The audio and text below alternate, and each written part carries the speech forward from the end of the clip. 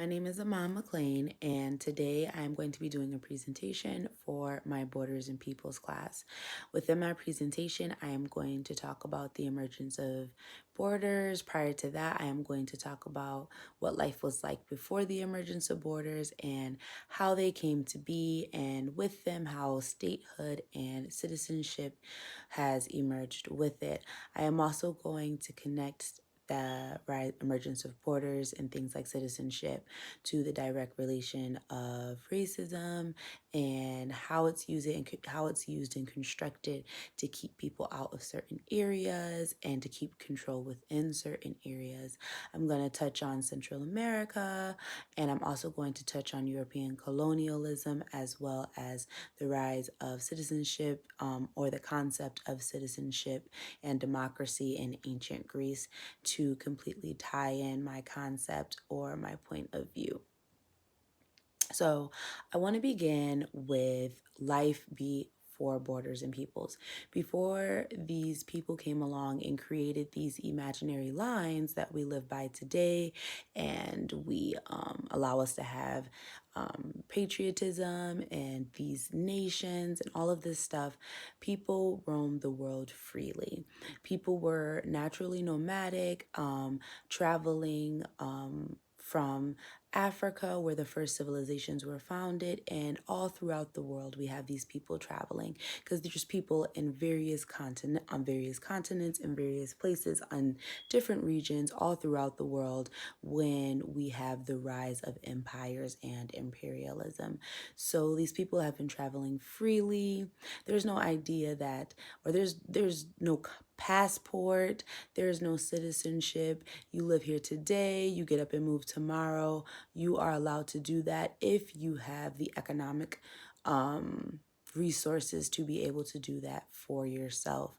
But when you get the rise of these empires in certain civilizations like ancient Greece, you get the development and or the concept of citizenship. And with these empires, prior to even getting citizenship, they were redesigning their territories, and they were creating these lines around their land stating that this was theirs. And not only were they doing that, they were going and invading and conquering and redesigning these lines. And they were telling people what they could and could not do. And some of these restrictions were based on your religion or where you did come from. So you automatically start to see these restrictions or these exclusions starting in the ancient civilizations, the great ancient civilizations like Greece, where they've developed these great ideas of democracy, and this is where we get citizenship. But you're already seeing the exclusion of people with those borders being redefined and territories being established. And within the Greek society, as in order to be a citizen, you had to be a white man who owned land. So then you are starting to you're starting to see the idea of white male superiority. Women did not have the right to vote or hold public office, or they weren't entitled to any of the rights for that matter. Neither were children or people who did not belong to Greece. So you're starting to see that idea of a nationhood, that idea of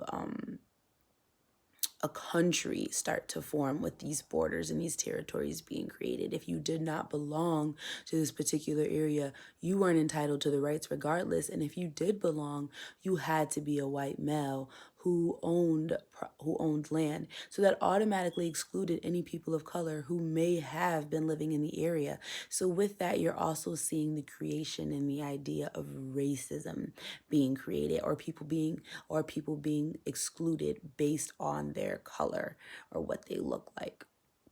I want to now fast forward a couple hundred years to colonial empires, and you're seeing when we get Spain and you get England and Portugal going out and settling these new worlds, or these ideas of new worlds that people have already inhabited. But you have now them going out and calling these people natives and uncivilized and denouncing their culture, and creating this idea of superiority. So you're now seeing the white male superiority in another stage in history where you have colonial empires going to these new worlds and just taking over, pushing out natives, pushing them away, taking their land. And not only are they doing that, they're doing that after they've learned from them, after they've learned their ways.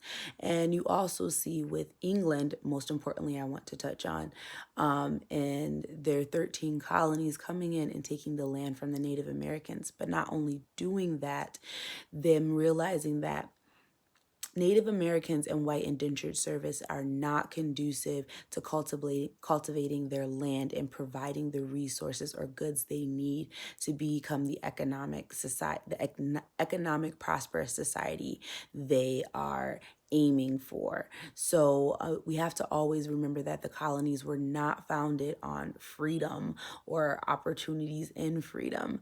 They were founded on economic opportunities. People wanted to become rich. People wanted other economic opportunity, another way of life. England was becoming overcrowded. There weren't many jobs. People wanted to become wealthy in another way, and they were willing to leave their country to do so. So with that, you have these 13 colonies emerging, and then you have the Great Revolution, and then them building this great country of the United States. But with that, you also have them buying into the idea of slavery because they cannot keep up with the labor that's needed to do it. So you have them going to purchase these Africans from Africa and creating a large slave kind of society, like a Southern society built on it. It was all throughout the colonies, but most importantly, it was in the South. And they're building their lifestyles and these lavish lifestyles and this prosperous lifestyles off of the backs of these African slaves. And you automatically see with that in these because if you think about it, the colonies were broken up into individual states themselves. So they came in, took a Native American land and created these borders and said, this is New Jersey, this is New York, and this is Virginia, and this is what we're going to do. And the North decides after a while they're going to outlaw slavery, and the South decides that they're not. But with those borders, you also are creating that idea of citizenship again. They have excluded, in that exclusion happening, they've excluded the Native Americans, they pushed them off their land, and they've now brought in these African slaves, but they are not allowed to have rights. Only white men are still holding power. And white men, particularly with money, wealthy white men are still. So you're still seeing that idea of white male superiority being portrayed in this stage of history. And you're seeing that there's that citizenship was really not a way to protect people freedoms, or should I say protect everyone's freedoms, but it was more so put into place to protect the freedoms of white wealthy men, protect the money, protect their rights, the things that they wanted. That's what this idea of citizenship is being used as these borders and these nation states are being created.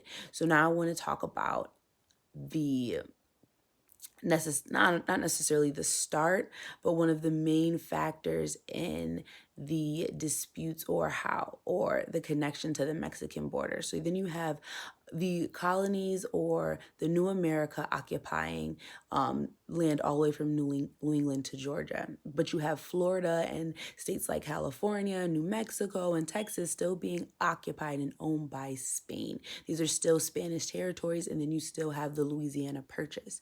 With that being said, France and Spain has outlawed slavery, and not only has it outlawed slavery at home, it's outlawed slavery in their colonies. So you now have these places so close to the United States who has built their life off of slavery and is continuing to live in this idea of having slaves and excluding them as people. going on with these neighbors of Florida, and they are creating this idea of salvation, and they're creating an idea of freedom for these slaves. And you see these high number of slaves running away to these territories, and they're not returning runaway slaves. So there is no law stating that they must return them. It's just a loss of property. So you see America begin to have an increased loss of property because you have these slaves running away because they're excluded from society. They are and feel like no one when really they are building the society. They are the reason why the society is prosperous.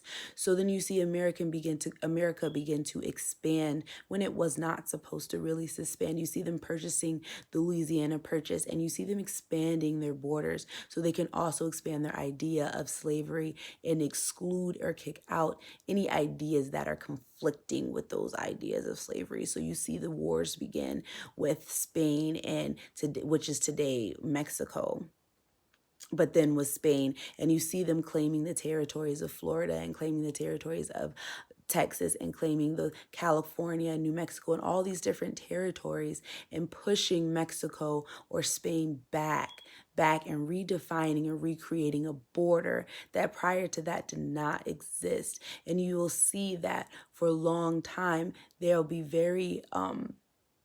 America will be very picky about the rights that they give to Spanish people who were living on territory that they actually ran and took. Because as they begin to expand to California and out west in these new territories, they are still only holding those rights, the rights that are given by the Constitution or the Bill of Rights. Those are still only being held, or they are only being given to white men with money who own land. So that idea is still continuing. So now that they've redefined these borders and taking out, they found another way to exclude them and keep them out of what is going on by continuing the idea of citizenship and what it meant to be a citizen. And really that meant you had to be a white man with money. They were not giving it to anyone else.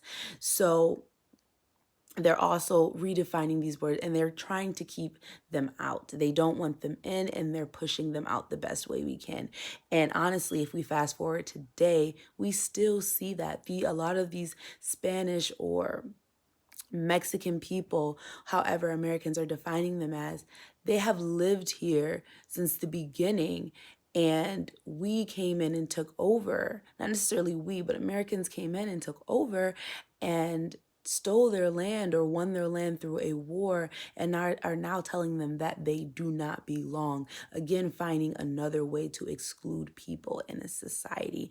You have this prosperous country wanting to keep out mainly, in my opinion, people of color and people they feel do not fit the ideals of what American society or what America wants their society to look like. And I'll say that because you do not have the amount of security, or you do not have the amount of police sitting at the Canadian border as you do at the Mexican American border. You see America going through great lengths and putting great amount of money, large amounts of money into the Mexican American border, keeping it safe and trying to keep people out. And mainly people from Central America, because a lot of Mexican Americans have stopped immigrating to America as Mexico has continued to climb and have necessarily continued to grow economically. They're becoming a more prosperous country economically, in which people are no longer migrating. But you have these poor countries like Honduras and Guatemala, and where there's corrupt governments, no state funding, and people are living in fear of their lives. People, farmers, all of these people, and they're fleeing to their next neighboring or their next closest prosperous country, and they're not being let in. They're being held at the door. But you see Mexico being that country, that salvation that those African slaves look to, holding these people and keeping them there and not turning them away because it's the right thing to do, because they're escaping persecution necessarily. And you see Mexico still being that, but you see America closing their borders. You see them trying to build walls. You see them wanting more funding to keep these people out, but you do not see that level of security or that level of money being invested at the Canadian border. You do not see, another example I want to use, immigrants, people traveling from Europe coming over here wanting naturalization or wanting to become a citizenship. It's much easier for them than someone traveling from a country like Ghana or Liberia. And then you have them taking these tests that these naturalized tests that most Americans could not pass. The average American could not pass because they do not know the outlying or the laws or the different things or representations of their own country that they're being brought up in. But they're asking these people to come in. And because Western education is so closely related, it's much easier for someone of European descent to come in and pass these exams because they're similar or closely related to what is or how their country was designed, where Africa is a completely different continent. It's with completely different ideals that was founded and taken over and having to come back, and they don't have the similar ideals, but they are people also fleeing persecution and one of a new life, and you're seeing them being given such a harder time than someone who's coming from Europe. And why is that? Is it because they are people of color, or is it because they seem to be coming from a poor country, something that's not right with or aligned with Western ideals and philosophy?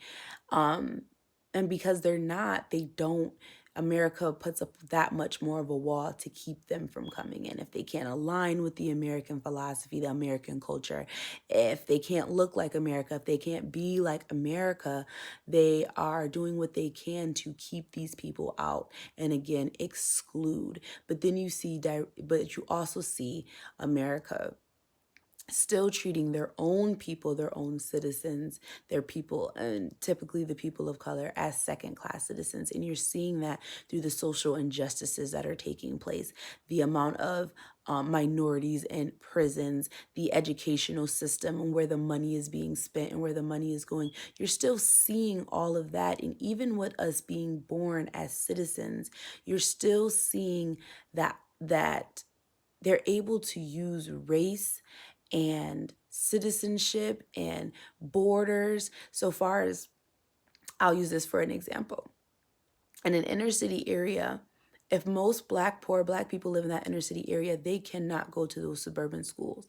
That is another idea. That is another border that has been drawn and being created. And it's a way to then again keep people out and keep them restricted and keep them to a certain level. So you see this idea of borders even going down to a minuscule level as city line districts, city district lines, and education and things like that show you that borders have played a large role in society, and they have affected the way that we look at cities and states and countries and citizenship and racism and who gets in and who gets out and who is welcomed and who is civilized and who is not. And I am going to actually end my presentation there. Thank you.